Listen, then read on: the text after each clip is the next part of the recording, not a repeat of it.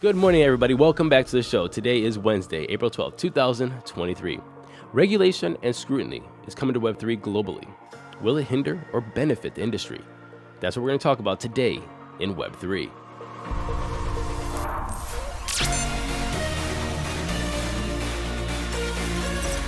Welcome back, everybody. The CPI report came out and it's 5%, which means it's lower than expected.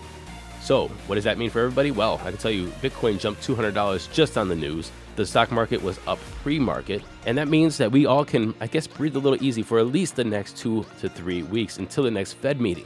So what will the Fed do? What would Jerome Powell do? I'm not too sure. Are they going to raise rates again?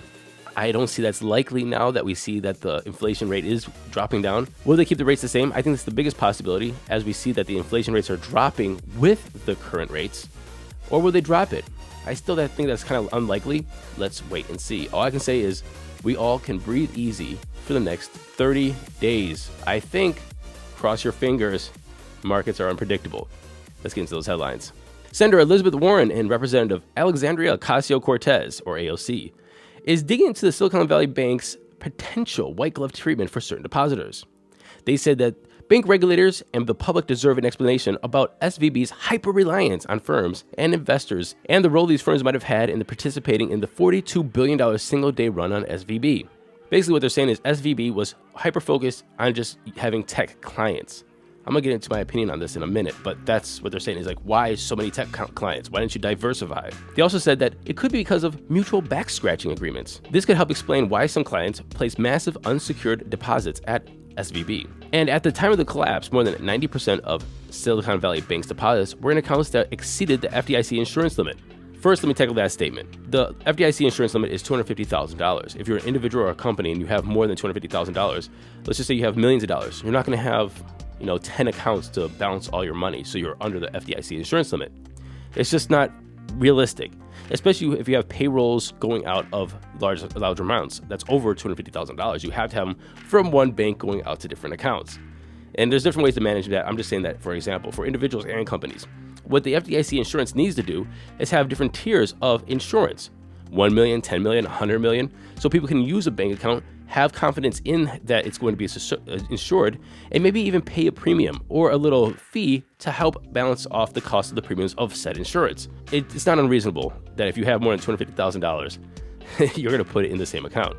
Imagine if you're an individual with $300,000. Are you just going to have two bank accounts, or you just put it in that one account? Anyway, that's the first thing. The second thing is, here's another way to look at it. These banks are catering to tech industries, startups, crypto startups, Web3 startups. The fact is, once you have discrimination of an industry, in which we saw in startups because they're risky, crypto, nobody wants to touch it because it's crypto, you have an opportunity for different banks to offer different products to these companies, these industries, these startups.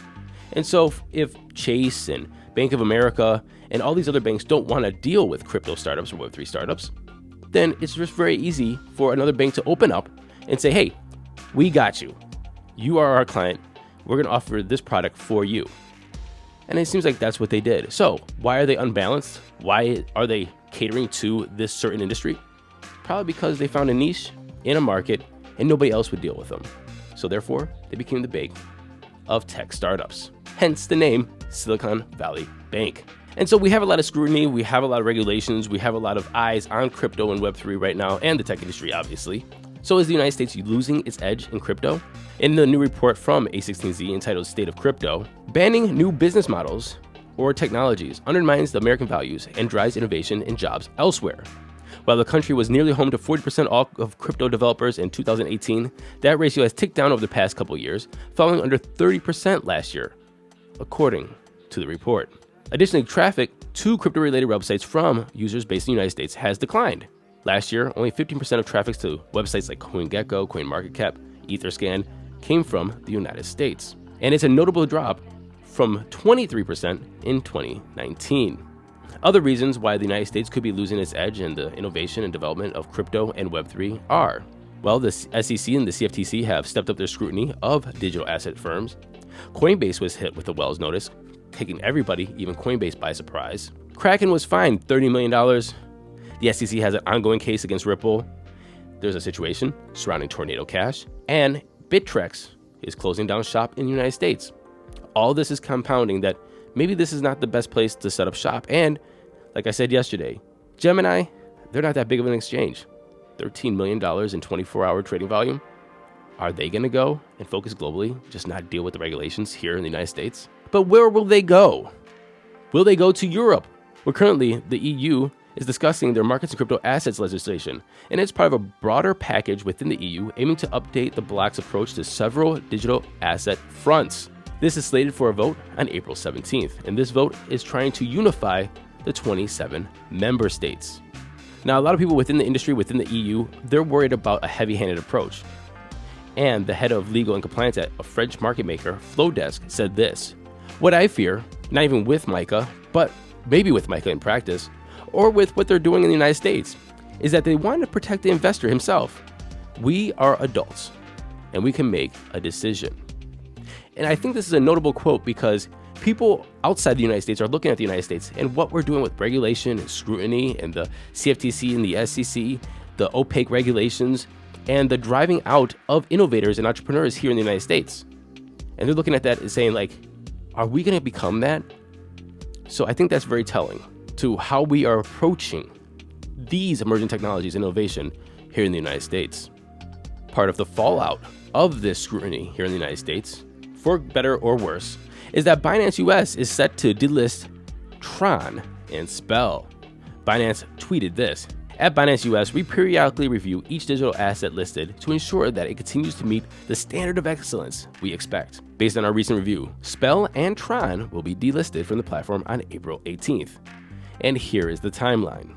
Tron staking will be delisted tomorrow, April 13th. Any staked Tron or rewards earned will be returned on April 14th at 11 p.m. Eastern Daylight Saving Time.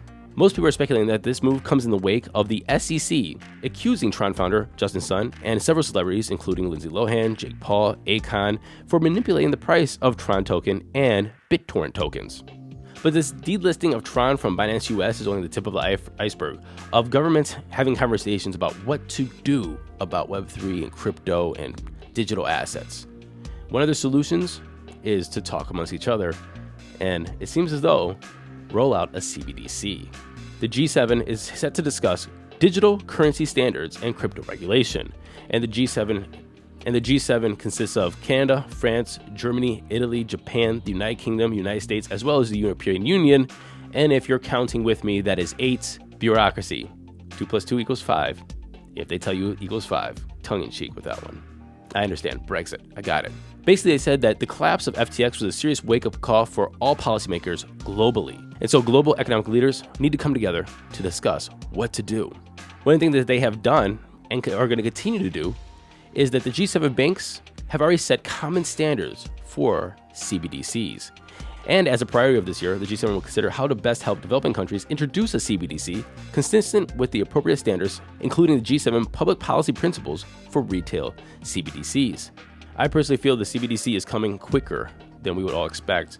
What this shows to me is that the governments around the world are coordinating a plan to launch CBDCs. They've already talked about common practices, their central banks are involved.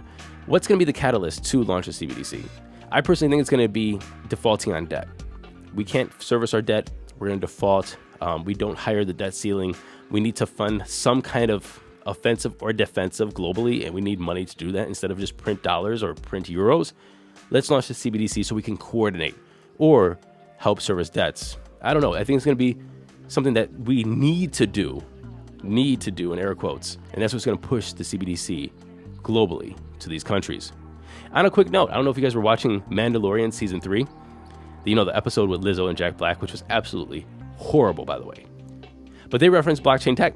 If you guys remember, they went to the bar for the androids, and the androids were drinking this drink called Nepenthe. It was like lubricant or something. Well, the Nepenthe had nanotechnology in it. And so what they did is to try to trace that nanotechnology. And they mentioned, and I quote, that the nanotech or the nanobots possessed chain code, meaning that they could look it up and trace where it came from and who ordered it and who created it. Basically, it was all on the blockchain. If you guys missed it, check it out. And finally, in our headlines today, South Korean authorities await a court order to freeze $5.3 million in Kwon's assets. Both South Korea and the United States are looking to extradite Kwon. However, it's probably not going to happen anytime soon. He also faces a lawsuit in Singapore brought by 369 investors who claim they lost around $57 million in the Terra USD collapse. They claim that he made fraudulent misrepresentations about the stability of the stablecoin, and they seek damages. Now let's move over to the crypto prices. Here comes the money. Here we go. Money talk. And the time is 9:57 a.m. Eastern Daylight Saving Time. We have Bitcoin sitting at $30,090, down 0.3% in 24. And I know I just said that it was up like $200 on the news that the CPI, the inflation rate, was down to 5%. It was at $30,331 when I checked just a little bit ago, but that's crypto. Ethereum's at $1,886, down 1.6%. Tether is number 3. Binance is at $319, down 3.1%. And USDC is number 5. Running off the top 10, we have XRP, Cardano, Doge, Matic, and Solana, which Solana is up 7%. Everything else is in the red. Is my theory wrong? Let me know in the comments. The total market cap is at 1.22 trillion, a BTC dominance of 47.4 and an F dominance of 18.5. And that is our show for today. I hope everybody enjoyed. Again, please send me an email if you want to ask me anything, make comments, bookings at todayinweb3.com. Also, make sure you like, subscribe, share. If you're listening to this on Apple Podcasts, make sure you leave 5 stars and leave a comment, please. It helps people have confidence to click on a new show. Oh, if you're on Spotify, hit those 5 stars too. And until tomorrow, happy hodling, everyone.